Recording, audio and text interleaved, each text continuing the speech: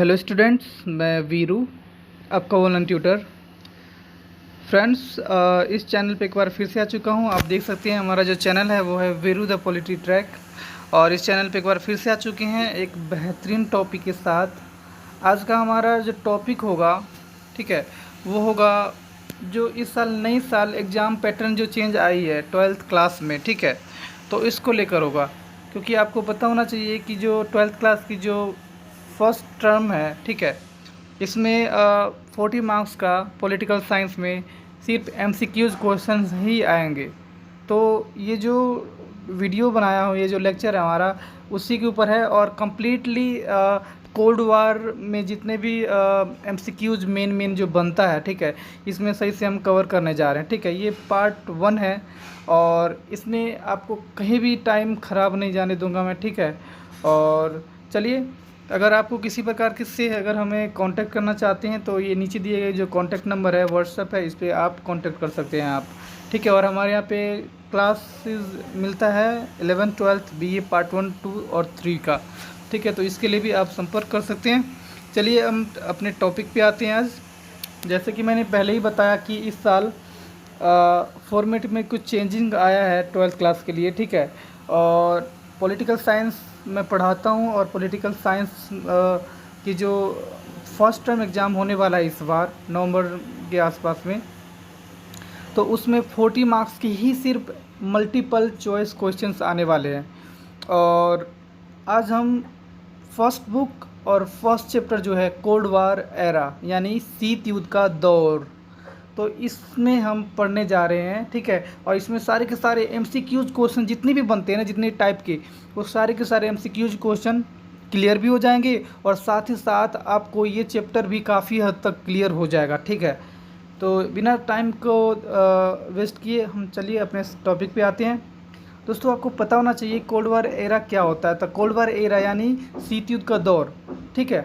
शीत युद्ध का दौर का मतलब क्या था कि 1945 के बाद यानी सेकेंड वर्ल्ड वॉर के बाद अमेरिका और सोवियत संघ के बीच में काफ़ी ज़्यादा तनाव बढ़ गया था। ऐसा लग रहा था कि दोनों के बीच में ना युद्ध होकर रहेगा, और तनाव बढ़ गया था काफ़ी ज़्यादा, लेकिन युद्ध नहीं हुआ। युद्ध हो जाता तो थर्ड वर्ल्ड वॉर कहलाता, क्योंकि फर्स्ट वर्ल्ड वॉर और सेकेंड वर्ल्ड वॉर हो चुका है, और थर्ड वर्ल्ड वॉर हो जाता, लेकिन ये युद्ध नहीं हुआ ना, इसीलिए ये जस्ट कोल्ड वार रह गया। एरा यानी दौर का मतलब क्या होता है? समय। दोस्तों, मैं बता दूं, कोल्ड वार का समय कितने समय तक रहा, तो 1945 से 1991 तक रहा कोल्ड वार का समय। यानी कि शीत युद्ध का दौर कब से कब तक रहा, तो 1945 से 1948 तक। याद रखिएगा, यहाँ पे इंग्लिश में सब कुछ है, लेकिन मैं हिंदी इंग्लिश दोनों वालों को, दोनों मीडियम वालों को एक ही वीडियो में मैं कवर कर रहा हूँ, और इजीली आपको समझ में भी आ जाएगा, मैं इतना मैं विश्वास दिला रहा हूँ। दोस्तों, फर्स्ट वर्ल्ड वॉर कब हुआ, तो फर्स्ट वर्ल्ड वॉर 1914 से 1918 में हुआ था, ठीक है। याद रखिएगा, फर्स्ट वर्ल्ड वॉर 1914 से 1918 में हुआ था, ठीक है। तो ये डेट बहुत इम्पोर्टेंट है कोल्ड वार में, ये याद रखिएगा। नेक्स्ट है, देखो, जब फर्स्ट वर्ल्ड वॉर विश्व में जब चल रहा था, तो इसमें ना एक डेट आता है 1917 वाला, जो आप यहाँ पे देख रहे हैं। 1917 में क्या हुआ था, तो 1917 में रशियन रेवोल्यूशन हुआ था, ठीक है, यानी कि रूसी क्रांति चला था रूस के अंदर, ठीक है। और ये रूसी क्रांति किसने चलाया था, तो ये रूस में जो पार्टी था बोल्शेविक पार्टी, ठीक है, बोल्शेविक पार्टी ने रूसी क्रांति चलाया था, यानी रशियन रेवोल्यूशन चलाया था। तो इसलिए रूसी क्रांति को एक और नाम से जानते हैं, बोल्शेविक क्रांति, यानी कि बोल्शेविक रेवोल्यूशन के नाम से भी हम जानते हैं रशियन रेवोल्यूशन को, रूसी क्रांति को, ठीक है। अब रूसी क्रांति जब हुआ, तो रूस में जो राजा का शासन था, राजशाही चल रहा था जार निकोलस द्वितीय का, वो समाप्त हो गया, ठीक है। और फिर वहाँ पे साम्यवादी व्यवस्था भी आने लगा, ठीक है, और साम्यवादी व्यवस्था की स्थापना हो गया रूस में। अब एक चीज़ ध्यान से सुनिए, जब वहाँ पे साम्यवादी सरकार की स्थापना हुआ था, तो रूस के जो लोग थे, ठीक है, वहाँ की जनसंख्या डिमांड करने लगे कि हमारा जो रशियन मिलिट्री जो फर्स्ट वर्ल्ड वॉर में इन्वॉल्व है, उनको फर्स्ट वर्ल्ड वॉर से बाहर निकालिए, ठीक है। ऐसा सरकार से डिमांड किया जा रहा था रूस में। और इसी वजह से क्या होता है कि 1917 में रूस है, फर्स्ट वर्ल्ड वॉर से अपने आप को अलग कर लेता है। और सबसे बड़ी बात यह है कि यूएसए का एंट्री भी 1917 में ही होता है।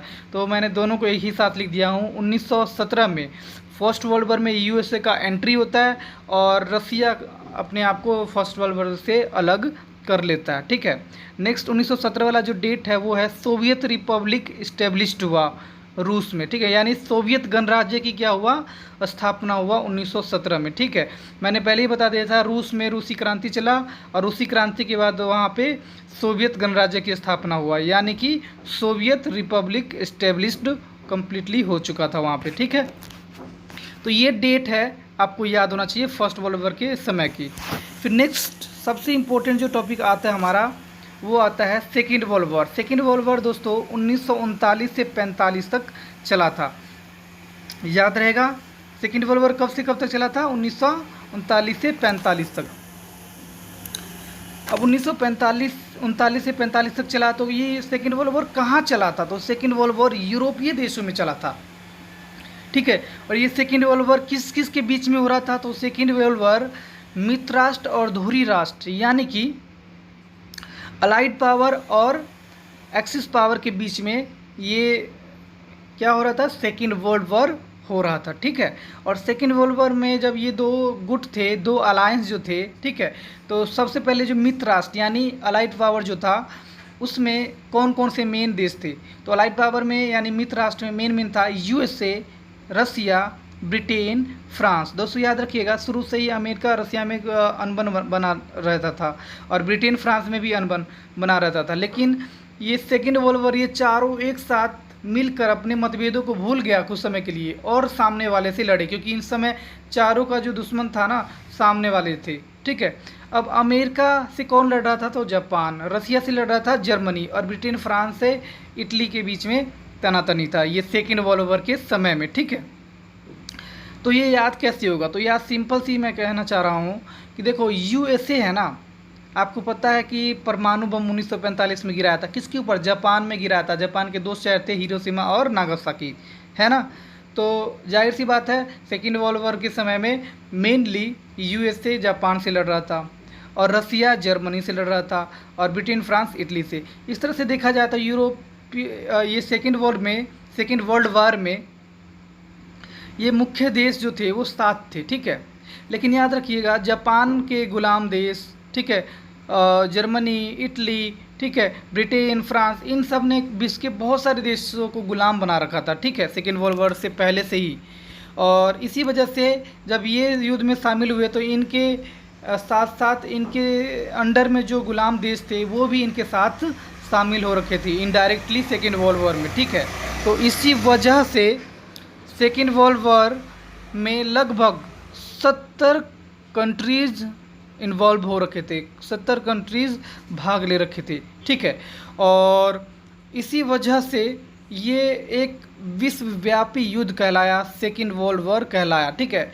ये विश्व युद्ध इतनी बड़ी थी कि इस युद्ध में अमेरिका ने न्यूक्लियर बम का प्रयोग किया था। ठीक है, किसके ऊपर, जापान के ऊपर। ये पहला विश्व युद्ध ऐसा था जिसमें न्यूक्लियर बम का प्रयोग किया गया था। ठीक है, और ये न्यूक्लियर बम का जो प्रयोग किया गया था तो सिर्फ इस न्यूक्लियर बम की अगर बात करें तो यहाँ पे देखिए यूएसए ने 1945 में जापान पर परमाणु बम गिराया था। कब, 45 में। आप देख रहे हैं यहाँ पे यूएसए ने जापान के ऊपर 1945 में परमाणु बम गिराया।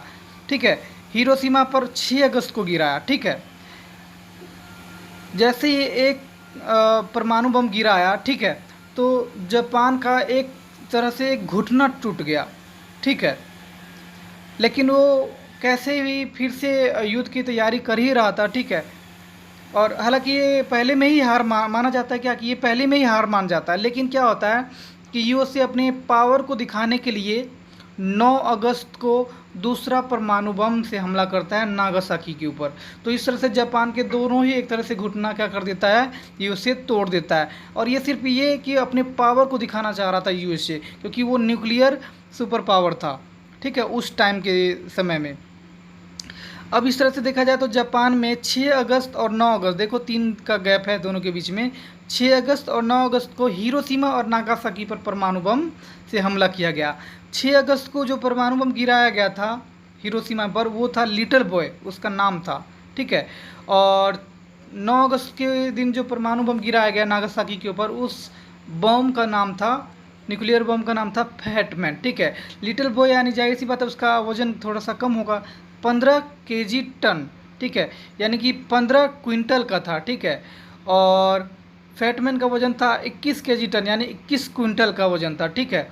और इतनी बड़ी तबाही होता है इन दोनों परमाणु हमलों से कि जापान में सिर्फ इस परमाणु हमले में लगभग 1,60,00,000 लोग मारे जाते हैं और जापान के धन संपत्ति का व्यापक स्तर पर क्षति होता है, जिसकी भरपाई वो लगभग अभी 75 सालों के बाद भी अभी पूरा नहीं कर पा रहा है। अब इस वो डेवलप तो कर पा रहा है, ठीक है, लेकिन आज भी वहाँ के जो बच्चे हैं अपंग पैदा होते हैं, ठीक है। तो आप समझ सकते हैं कि जापान का कितना नुकसान हुआ है इस परमाणु हमले से, ठीक है।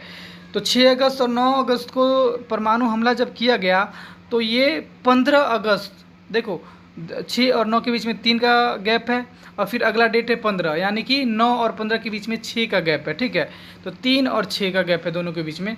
तो 15 अगस्त को दिन क्या हुआ, तो 15 अगस्त के दिन जापान कम्प्लीटली आत्मसमर्पण कर देता है, ठीक है। हालांकि वो पहले से ही घोषणा करने वाला होता है, लेकिन उससे पहले ही परमाणु बम गिरा देता है, ठीक है। लेकिन जापान अपने आप को आत्मसमर्पण करता है 15 अगस्त 1945 को। और ये सेकेंड वर्ल्ड वॉर अंततः ख़त्म होता है कब, तो ये होता है 1 सितंबर 1945 के दिन, क्योंकि ये सेकेंड वर्ल्ड वॉर जो शुरू हुआ था, ठीक है, जो आप यहाँ पे देख रहे हैं, तो सेकेंड वर्ल्ड वॉर 1 सितंबर 1939 में शुरू हुआ था और 1 सितंबर 1945 को फिनिश हुआ था। देखो सन तो याद रहता है लेकिन डेट और मंथ सेम ही है दोनों का, 1 सितंबर, ठीक है। अब देखो सिर्फ इस जापान में सिर्फ इस परमाणु हमले से ही इतने लोग क्या हो गए थे, मारे गए थे। और पूरे विश्व युद्ध की अगर बात करें सेकेंड वर्ल्ड वॉर में कितने लोग मारे गए थे, तो लगभग 5 से 7 करोड़ लोग मारे गए थे लगभग, और काफ़ी संख्या में लोग घायल हो गए थे, ठीक है। संपत्तियों की हानि हुई। यूरोपीय देश जो अमीर थे दूसरों को कर्ज देते थे, अनुदान देते थे, अब वो खुद सेकेंड वर्ल्ड वॉर के बाद इतना कमज़ोर हो चुके हैं कि वो कर्जदार हो चुके हैं, ठीक है। और अभी उनकी अर्थव्यवस्था बिल्कुल विध्वंस हो चुका है, ठीक है। तो इतनी बुरा स्थिति आ गया था यूरोपीय देशों के साथ, ठीक है, सेकेंड वर्ल्ड वॉर के बाद। अब देखो मित्र राष्ट्र और धुरी राष्ट्र में सेकेंड वर्ल्ड वॉर हो रहा था, तो हार कौन मानता है, तो धुरी राष्ट्र पूरी तरह से हार जाता है और यूएस जो मित्र राष्ट्र है, ठीक है, वो जीत जाता है। मित्र राष्ट्र मैंने बार बार बोल रहा हूँ, मित्र राष्ट्र यानी कि अलाइड पावर, ठीक है, और धुरी राष्ट्र यानी एक्सिस पावर की बात चल रहा है। तो एक्सिस पावर हार गया। एक्सिस पावर में जर्मनी, जापान और इटली थे, ठीक है, और अलाइड पावर में यूएसए, रसिया, ब्रिटेन, फ्रांस थे जो इस सेकेंड वर्ल्ड वॉर को जीत लेते हैं, ठीक है। सबसे पहले धुरी राष्ट्र में कौन हार मानता है, तो इटली होता है, फिर उसके बाद जर्मनी और उसके लास्ट में जापान। इस तरह से ये समाप्त होता है सेकेंड वर्ल्ड वॉर, ठीक है। और सेकेंड वर्ल्ड वॉर जब समाप्त होता है दोस्तों, तो सेकेंड वर्ल्ड वॉर के बाद विश्व में 2 महान शक्ति उभर के आता है, एक यूएसए और एक यूएसएसआर। यूएसए है वो कैपिटलिज्म आइडियोलॉजी को फॉलो करता है, यानी कि पूंजीवादी व्यवस्था को फॉलो करता है यूएसए, और यूएसएसआर कम्युनिज्म आइडियोलॉजी को फॉलो करता है, यानी कि साम्यवादी व्यवस्था को फॉलो करता है, ठीक है। और दोनों के विचारधाराएं जो है एक दूसरे का अपोजिट था, ठीक है, मिसमैच हो रहा था दोनों को, अर्थव्यवस्थाएं दोनों की विचारधाराएं। इसी की वजह से दोनों के बीच में क्या टेंशन और कॉन्फ्लिक्ट्स क्रिएट होता है, यानी कि दोनों के बीच में तनाव और संघर्ष क्रिएट होता है, संघर्ष बनता है, ठीक है। और इसी वजह से शीत युद्ध 1945 से ही शुरू हो जाता है, यानी सेकेंड वर्ल्ड वॉर समाप्त होता है 45 में, और 45 में ही यूएसए और यूएसएसआर के बीच में तनाव बढ़ जाता है, और इसी को क्या कह दिया गया, कोल्ड वार। कोल्ड वार शुरू हुआ, यानी शीत युद्ध शुरू हुआ 1945 में, ठीक है, और समाप्त हुआ 91 में। आई होप समझ में आ रहा है। कोल्ड वार जब यूएसए और यूएसएसआर के बीच में जब शुरू होता है, ठीक है, तो यूएसए को सैन्य गुट बनाना था, यूएसएसआर को भी सैन्य गुट बनाना था एक दूसरे के विरोध में। तो यूएसए एक चाल चलता है, एक तरह से कहा जा सकता है।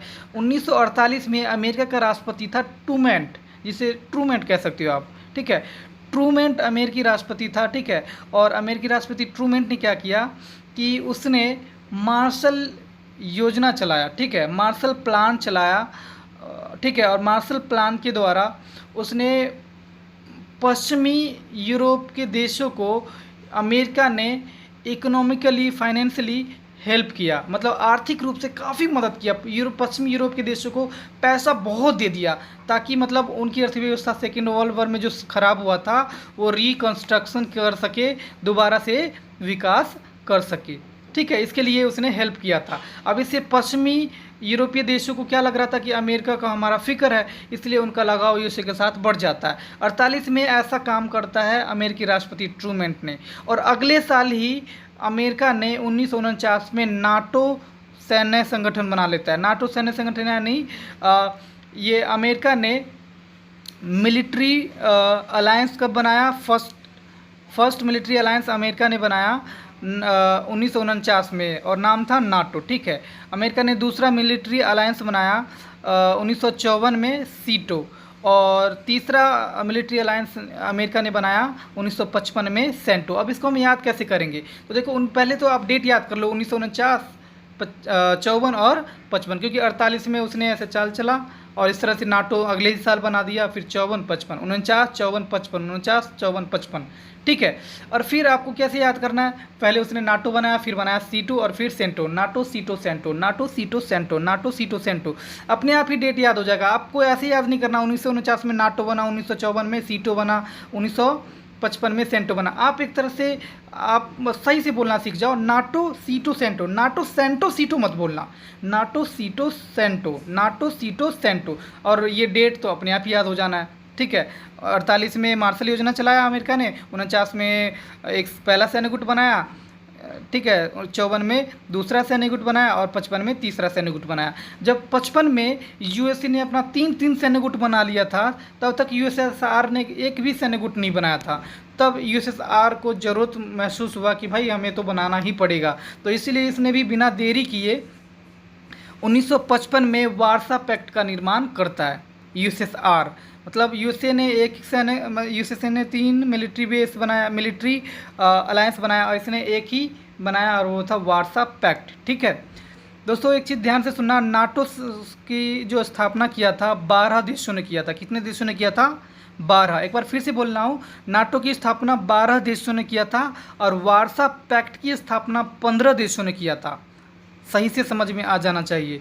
नाटो की स्थापना 12 देशों ने किया, और वार्सा पैक्ट का स्थापना 15 देशों ने किया, ठीक है। और वर्तमान समय में जितने भी सैन्य गुट है ना, सारे के सारे समाप्त हो चुके हैं सिवाय नाटो के, ठीक है। अमेरिका ने 3 सैन्य गुट बनाया था, 3 में से सीटो सेंटो समाप्त हो चुका है, और सिर्फ नाटो बचा है।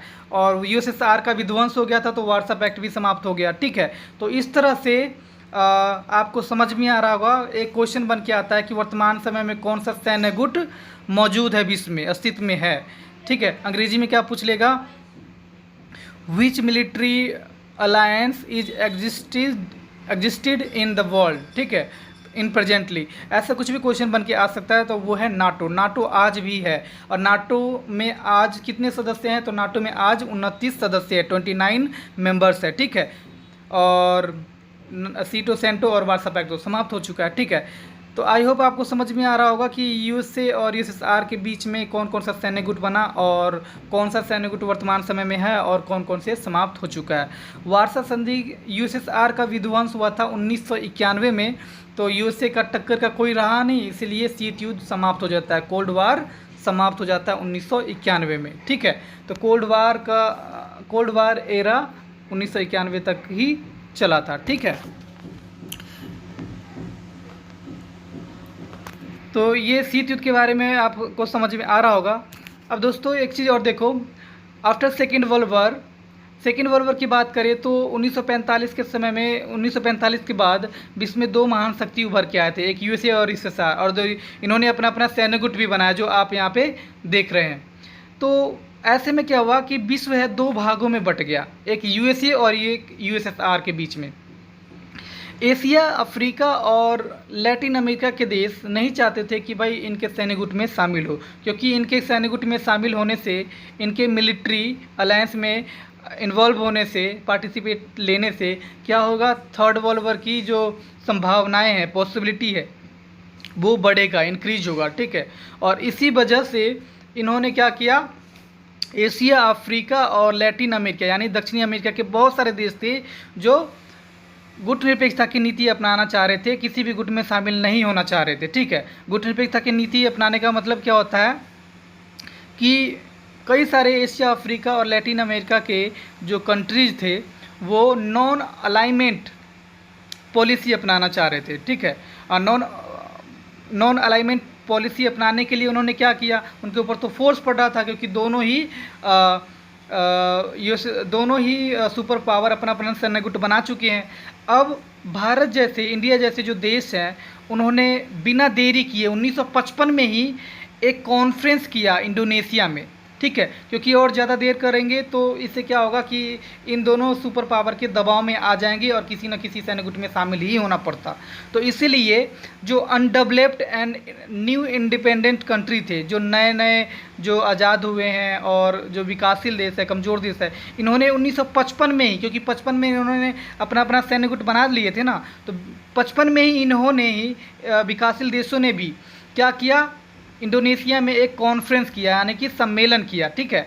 और सम्मेलन करके और इसमें बातचीत किया कि हम नॉन अलाइनमेंट पॉलिसी को फॉलो करेंगे, ठीक है। यानी कि हम गुट निरपेक्षता की नीति को अपनाएंगे और किसी भी गुट में हम शामिल नहीं होंगे, इसमें बातचीत चलता है। और इस कॉन्फ्रेंस, देखो इंडोनेशिया में जो शामिल हुआ था ना, इंडोनेशिया में जो कॉन्फ्रेंस हुआ है, सम्मेलन हुआ है, तो इंडोनेशिया की कौन सी जगह पे हुआ था, तो बांडुंग शहर में हुआ था, जो आप देख सकते हैं यहाँ पे बांडुंग सिटी लिखा हुआ है। बांडुंग सिटी में ये कॉन्फ्रेंस होता है, ये सम्मेलन होता है। और जिस जगह पे सम्मेलन होता है ना, तो उस सम्मेलन का नाम उसी जगह का नाम से रख दिया जाता है। तो बांडुंग में कॉन्फ्रेंस हुआ था, तो बांडुंग कॉन्फ्रेंस हुआ, बांडुंग सम्मेलन हुआ, ठीक है। और इसमें बातचीत क्या चलता है पता है ना, कि हम किसी भी गुट में शामिल नहीं होंगे और हम एक आंदोलन चलाएंगे गुट निरपेक्षता की नीति का, ठीक है। यानी कि नॉन अलाइनमेंट मूवमेंट की शुरुआत करेंगे हम, ठीक है। ऐसा बातचीत चल रहा था, किसमें, ये बांडुंग सम्मेलन में। बांडुंग सम्मेलन में मुख्यतः एशिया और अफ्रीका के देश शामिल हुए थे, ठीक है। तो अफ्रीका को हम शॉर्ट में एफ्रो बोल दे रहे हैं और एशिया को एशियन, और सम्मेलन, तो बांडुंग सम्मेलन को हम एफ्रो एशियाई सम्मेलन भी कहते हैं, अंग्रेजी में एफ्रो एशियन कॉन्फ्रेंस कहते हैं। क्योंकि एफ्रो एशियन कॉन्फ्रेंस इसलिए कहते हैं क्योंकि अफ्रीका और एशिया के देश इसमें शामिल हुए थे। तो एफ्रो एशियाई सम्मेलन और बांडुंग सम्मेलन एक ही बात है, ओके। और एक ही बात है, तो इसमें बातचीत क्या किया गया कि हम गुट निरपेक्ष आंदोलन चालू करेंगे, यानी कि हम नॉन अलाइनमेंट मूवमेंट की शुरुआत करेंगे, हम बिगिनिंग करेंगे हम, ठीक है। और देखो 55 में इन्होंने ये बातचीत किया बांडुंग सम्मेलन में, और 6 साल बाद, देखो यहाँ पे लिखा हुआ है आफ्टर 6 ईयर, मतलब 6 साल बाद, यानी कि 6 साल, 55 में 5 प्लस करोगे, 6 प्लस करोगे तो 61 होगा ना। तो 1961 में एक बार फिर से सम्मेलन किया गया इन विकासशील देशों के द्वारा, और इस कॉन्फ्रेंस में, इस सम्मेलन में अफ्रीका और एशिया के कंट्रीज शामिल थे, ठीक है। और ये सम्मेलन कहाँ हुआ था दोस्तों, 1961 में, तो ये हुआ था यूगोस्लाविया में, और यूगोस्लाविया की राजधानी का क्या था, बेलग्रेड। तो यूगोस्लाविया में बेलग्रेड में ये सम्मेलन हुआ था, ठीक है। तो आप बेलग्रेड सम्मेलन भी कह सकती हो आप इसको, क्योंकि वहाँ पे बांडुंग सम्मेलन कह रहे थे और यहाँ पे बेलग्रेड सम्मेलन कह सकती हैं, ठीक है।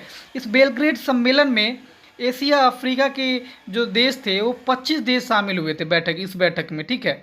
और इस बैठक 25 देशों ने मिलकर और गुट निरपेक्ष आंदोलन को क्या कर देते हैं, स्थापना कर देते हैं। Name is founded by 25 members of African and Asian countries, ठीक है। मतलब 25 देश मेंबर्स के द्वारा इसकी स्थापना कर दिया गया। कब किया गया, 1961 के अंदर, ठीक है। और नाम की स्थापना तो 25 देश करने वाले थे, लेकिन 25 में से मेन कौन थे? तो मेन 5 सदस्य थे, 5 मेंबर्स थी, और वो 5 थे इंडिया, इंडोनेशिया। देखो इंडिया तो याद ही रहेगा। और पहली गुटनिरपेक्ष आंदोलन की स्थापना करने के लिए, यानी कि नॉन अलाइनमेंट मूवमेंट की स्थापना करने के लिए सबसे पहले बातचीत कहाँ चला था? तो बांडुंग में ना। अब बांडुंग कहाँ पे है? तो इंडोनेशिया में। फिर स्थापना कहाँ हुआ? यूगोस्लाविया में। ठीक है, तो ये 3 देश तो याद होता ही होता है। फिर तीसरा है मिस्र। मिस्र को अंग्रेजी में हम इजिप्ट कहते हैं। ठीक है, और आप यहाँ पे देख सकते हैं, ये एक दिख नहीं रहा है वर्ड, ये है लास्ट में है, वो है घाना। ठीक है, तो ये 5 देश है गुटनिरपेक्ष आंदोलन के मेन सदस्य। आई होप आपको समझ में आ गया होगा ये वीडियो।